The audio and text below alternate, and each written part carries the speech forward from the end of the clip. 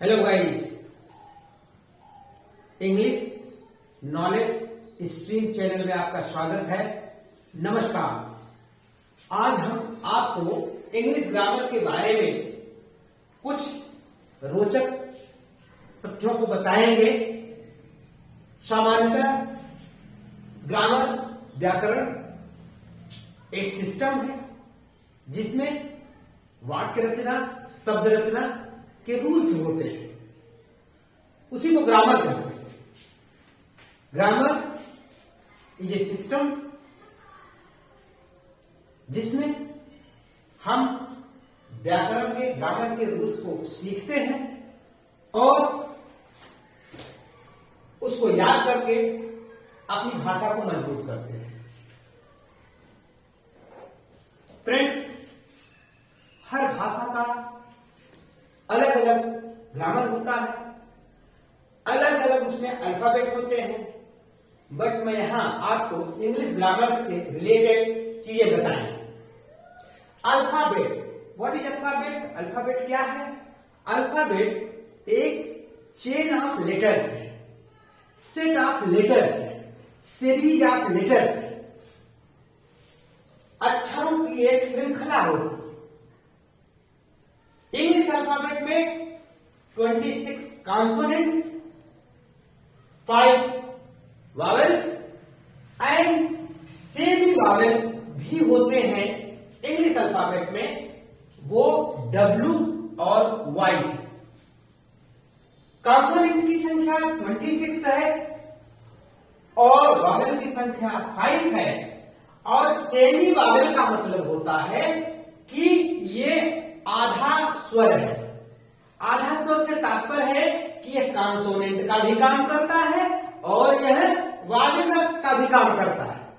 For example, अगर beginning में ये आते हैं, अगर W और Y शुरुआत में आते हैं तो वो हमेशा कॉन्सोनेंट का काम करते हैं और जब लास्ट में आते हैं तो वो वावेल का भी काम करते हैं। फॉर एग्जाम्पल, जैसे वॉच, वॉच है, यहां पर देखते हैं W शुरू में आया है, ये कॉन्सोनेंट है। और हम जब लास्ट में मान लीजिए हम सो लिखते हैं तो यहां W ये कॉन्सोनेंट का काम करेगा, सॉरी वॉवेल का काम करेगा। इसी तरह से मान लीजिए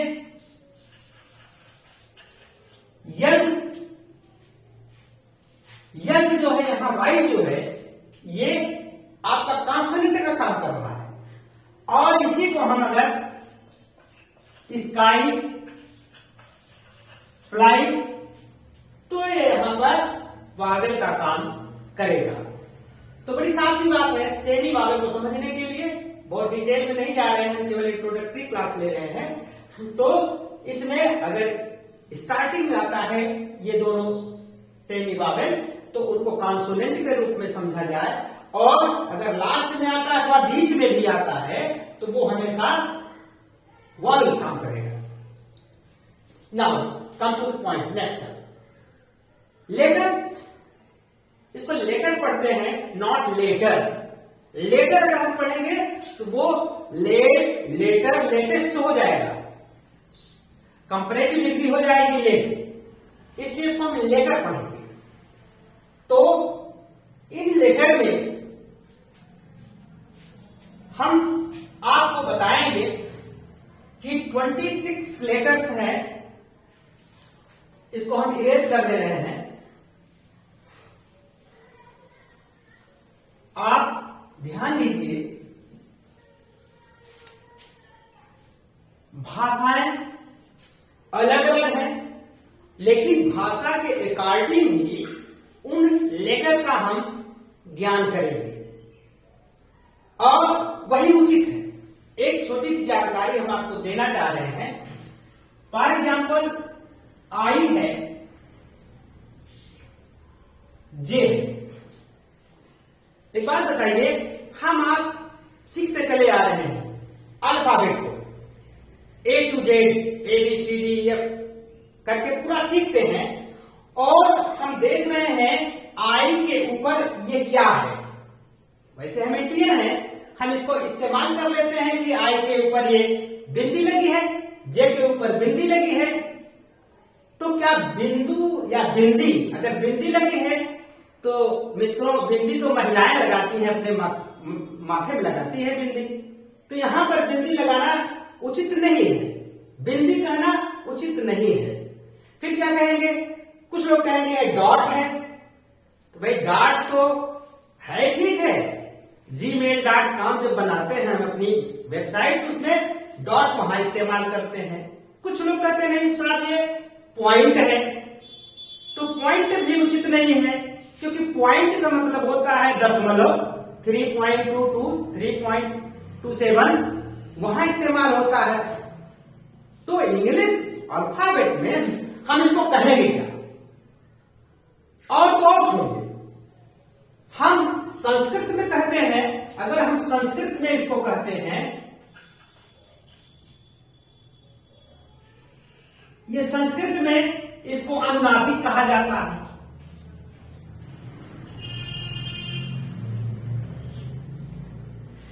हिंदी में बिंदी कहते हैं, ये तो सही बात है, बिंदु या बिंदी हिंदी में कहते हैं। संस्कृत अलग भाषा हो जाती है तो उसमें हम इसको अनुनासिक कहते हैं। इसी प्रकार से अगर हम उर्दू ले लें तो उसको भी हम नुक्ता कहते हैं। जब सब भाषाओं का अलग अलग इसका नाम है, तो what is the name of this particular point in English, तो हम अंग्रेजी में क्या कहते हैं, इंग्लिश में हम इसको क्या कहेंगे, ये जानकारी बहुत कम लोगों को रहती है और इसको इग्नोर कर देते हैं। आई और जे को बिंदी कह करके काम चला लेते हैं इंडियन वे में। लेकिन चूंकि यह क्लास इंग्लिश नॉलेज स्ट्रीम के चैनल के माध्यम से पढ़ाया जा रहा है, तो जो नई नई चीजें होंगी जिसको हम आप इग्नोर कर देते हैं, जिस पर हम आप केयर नहीं करते हैं, ऐसी ही चीजों की जानकारी इस चैनल के माध्यम से आपको मिलेगी। तो हम आपको बता देते हैं कि इंग्लिश में इसको क्या कहते हैं।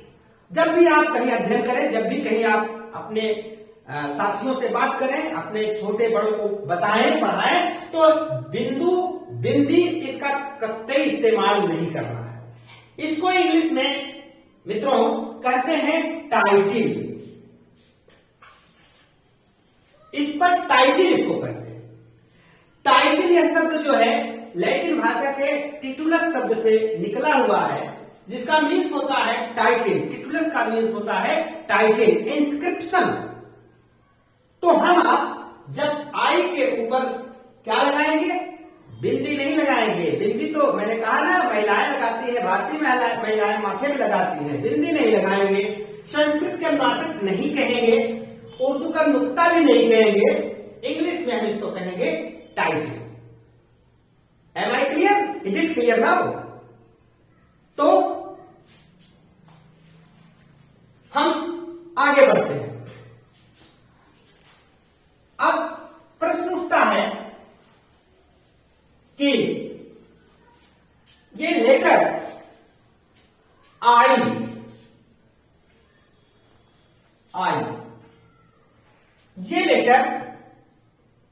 ये लेटर है आर वर्ड। ध्यान दीजिए, ये अक्षर है या शब्द।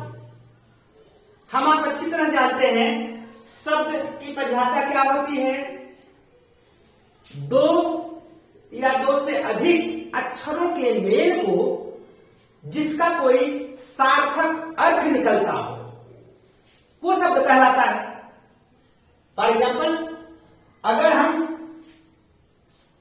AND लिख देते हैं, तीन अक्षर हैं, तीनों अक्षरों को मिलाकर के हमने वर्ड बनाया और इसका एक सार्थक अर्थ निकल रहा है एंड। लेकिन अगर यही हम XYZ, अच्छा तो ये भी है लेटर्स हैं, but this is not word, यह शब्द नहीं है। मीन्स इसका कोई सेंस नहीं निकल रहा। तो नाउ क्वेश्चन एराइज होता है कि आइस अक्षर है या शब्द है। तो यहां हम बताना चाहेंगे कि आई, यहां पर आई माने मैं होता है, ये वर्ड है। जब हम आई को बड़े से लिखते हैं और वह सब्जेक्ट का भी काम कर लेता है, प्रोनाउन है ये क्या है? प्रोनाउन है। तो ये अपने में एक अर्थ निकाल रहा है। जब अपने में अर्थ निकाल रहा है तो लेटर, ये जो है ये लेटर ना होकर के ये वर्ड है, ये शब्द है। But at the same time you can see here, अगर छोटी आई हम लिखते हैं तो this is not word, it is a letter. It is written not in the beginning but between among the word. आप अच्छी तरह समझ लें। इसी तरह ए है, ये भी वर्ड भी है और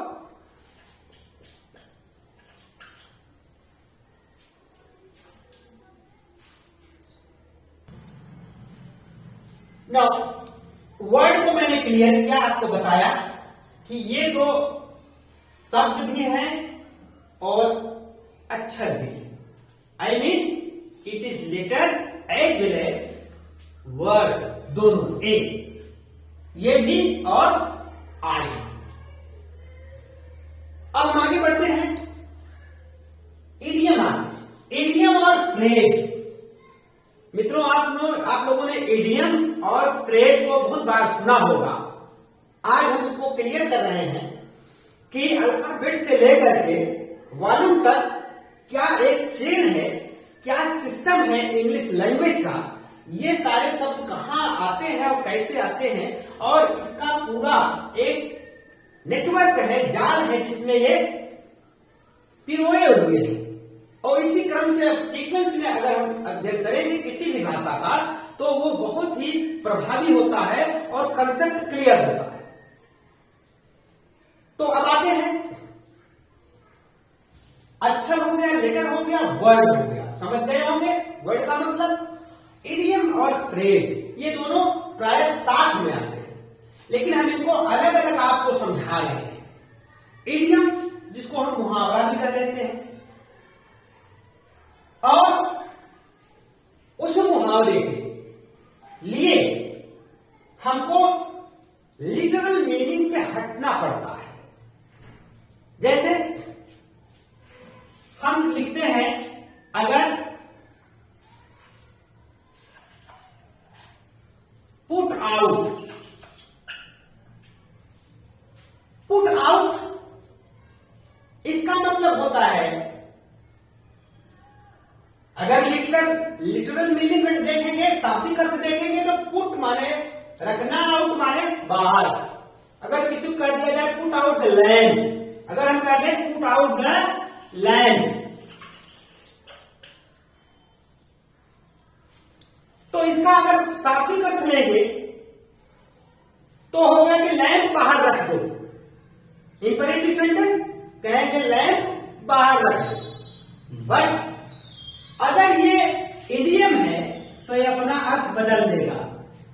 इडियम का अर्थ हमेशा लिटरल नहीं होता है, और पुट आउट और ये दोनों एक साथ मिलकर के अर्थ निकालते हैं, अलग अलग नहीं। यह एक शब्द से अधिक होता है, या तो दो शब्द का, या तो दो से अधिक हो सकता है। निप इन द वर्ड, ये आपका इडियम है, अर्थ कुछ और निकलेगा। तो पुट आउट द लैंप का मतलब हुआ लैंप बुझा दीजिए। नाउ पुट आउट का मतलब बुझाना, और ये इडियम कहलाता है। फ्रेज क्या होता है, आगे बढ़ते हैं।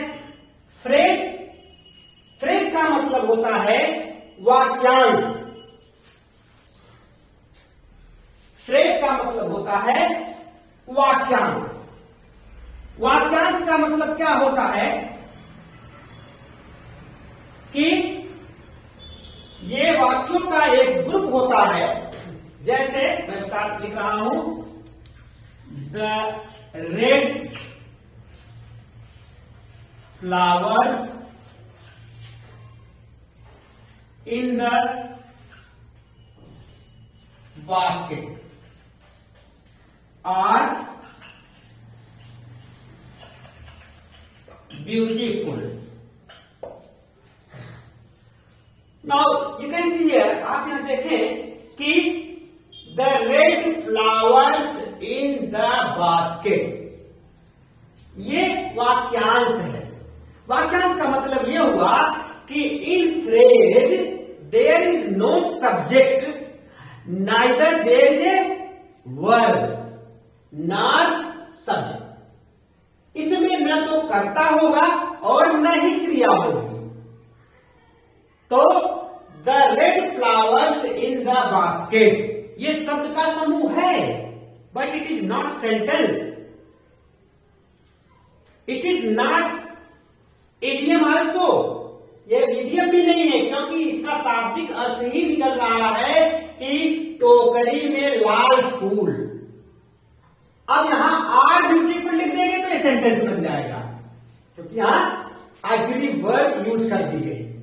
तो वाक्यांश का मतलब हमेशा होता है कि यह हमेशा इसमें कभी कर्ता होता ही नहीं और न ही क्रिया होती है। अब इसी के बीच में इडियम फ्रेज के साथ साथ एक और शब्द, एक और वाक्य आता है, उसको वाक्य ही पहले कहेंगे, जो कहते हैं उसको बोलते हैं प्रावर्त।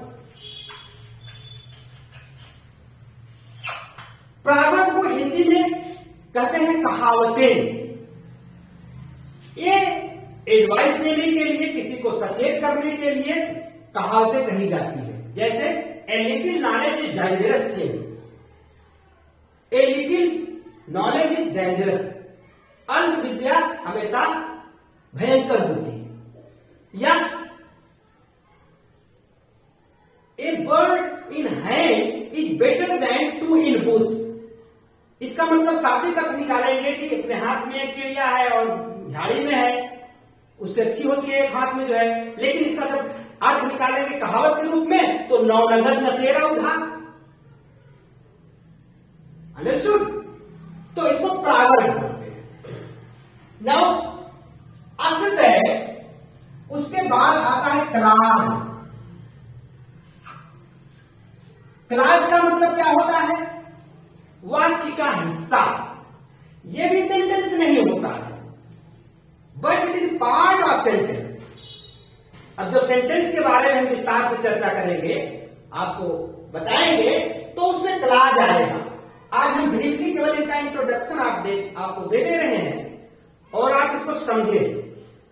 जो क्लाज होता है वो सेंटेंस, कई क्लाज मिलकर के एक सेंटेंस बनाते हैं। अगर ऊपर से देख लिया जाए तो कई लेटर मिलकर के वर्ड बनाते हैं। वर्ड एक या अधिक वर्ड होगा, इडियम हो जाएगा, वही बच जाता है। फिर कई वर्ड आ जाते हैं, फ्रेज हो जाता है। फ्रेज को मिला करके फिर क्लाज आ जाता है। क्लाज में 3 क्लाज होते हैं। संक्षेप से हम बता रहे हैं, क्लाज पर नहीं क्लास ले रहे हैं। प्रिंसिपल क्लाज, सबऑर्डिनेट क्लाज और कोऑर्डिनेट क्लाज, ये क्लास होते हैं।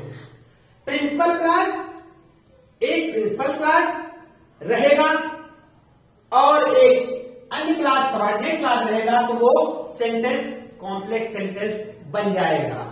कोऑर्डिनेट क्लास अगर रहेंगे तो वो कंपाउंड सेंटेंस बन जाएगा। जब हम सेंटेंस की चर्चा करेंगे तो हम विस्तार से बताएंगे। इस तरह से सेंटेंस बन जाता है। काइंड्स ऑफ सेंटेंस होते हैं, काइंड्स ऑफ क्लाज होते हैं, काइंड्स ऑफ इडियम, सबके काइंड्स होते हैं। बट यहाँ हम केवल इंट्रोडक्टरी क्लास ले रहे हैं और आपको सारी जानकारी बताना चाह रहे हैं कि पूरा इंग्लिश लिटरेचर, इंग्लिश ग्रामर एक चेन में किस तरह से श्रृंखलाबद्ध एक सिस्टम से बधा हुआ है। नाउ अब आते हैं पैराग्राफ। जब एक से अधिक सेंटेंस आ जाते हैं तो उसको हम पैराग्राफ कह लेते हैं। एक पैराग्राफ में more than 1, 2, 3, 4 may be more sentences होते हैं। आगे बढ़ते हैं, फिर जब कई पैराग्राफ अगर मिल जाते हैं तो वो एक लेसन बन जाता है, एक पाठ बन जाता है। इसी तरह से कई पाठ अगर जुड़ जाते हैं तो वो चैप्टर बन जाता है। फिर इन द सेम वे जब कई चैप्टर मिलते हैं तो एक यूनिट बन जाती है। आपने देखा होगा आर्ट की पुस्तकों में यूनिट लिखा रहता है। अब कई यूनिट अगर बन जाते हैं तो वो बुक बन जाती है। एक बुक में कई यूनिट होती है। और इसी तरह से जब कई बुक रहती हैं तो वो कुल मिलाकर के एक वॉल्यूम बन जाती है। वॉल्यूम में बुक फर्स्ट है, बुक सेकेंड है, बुक थर्ड है, बुक फोर्थ है। इस तरीके से यह एक पूरी सिर्फ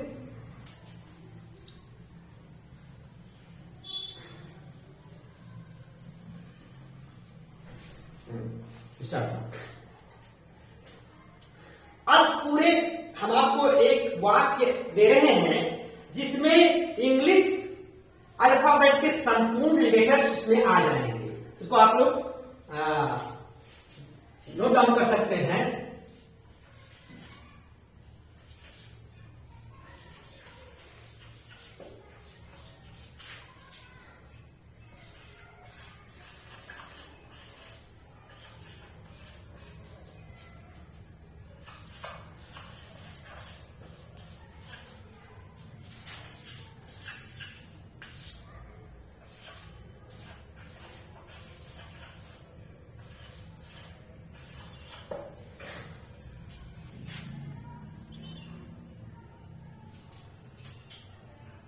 The quick brown fox jumps over a little lazy dog। इस सेंटेंस में पूरा आपका अल्फाबेट आ जाता है। अब हम एक चीज बताना चाहेंगे कि इंग्लिश लैंग्वेज एक विदेशी भाषा है, हम लोग भारतीय हैं और उसको सीखने के लिए हमको बहुत ही सावधानी की जरूरत होती है। कि जैसे कई बार लोग कहते हैं कि पूछ भी लेते हैं कि साहब इंग्लिश बहुत ही बेकार भाषा है, कहीं पर CUT है तो पुट पढ़ेंगे और कहीं पर BUT है तो उसको बट कहेंगे। तो ऐसे भी जो अंग्रेजी जानकार है अगर जानते हैं तो बता देंगे, अदरवाइज नहीं उनको पता है तो थोड़ा सा अपने आप को इंफीरियर एक्सेप्ट कर लेते हैं ज्ञान के अभाव में। तो हम नेक्स्ट वीडियो में कुछ ऐसे ही रोचक तथ्यों के साथ आपके साथ पुनः मुलाकात करेंगे। चैनल को सब्सक्राइब कर लीजिए। आपको नई नई जानकारियां, नए नए तथ्य related to English literature and language both will be broadcasted through this channel. Thank you.